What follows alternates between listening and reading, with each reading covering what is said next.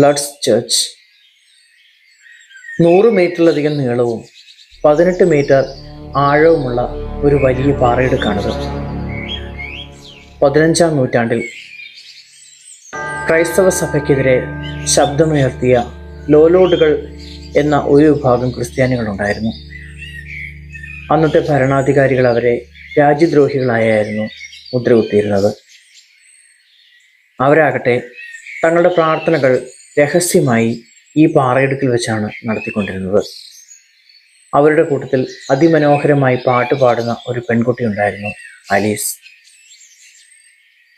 ഒരിക്കൽ പ്രാർത്ഥനാ സമ്മേളനം നടന്നുകൊണ്ടിരിക്കെ രാജാവിൻ്റെ കിങ്കരന്മാർ ഇവരെ കണ്ടെത്തുകയും അവരെ ആക്രമിക്കുകയും ചെയ്തു. ഈ ആക്രമണത്തിനിടയിൽ ഒരു സൈനികൻ്റെ വെടിയേറ്റ് ആലീസ് ആ പാറയിടുക്കിൽ മരിച്ചു വീണു. ഇന്നും ആലീസിൻ്റെ ആത്മാവ് അവിടെ അലഞ്ഞു തിരിയുന്നുണ്ട് എന്ന് വിശ്വസിക്കപ്പെടുന്നു.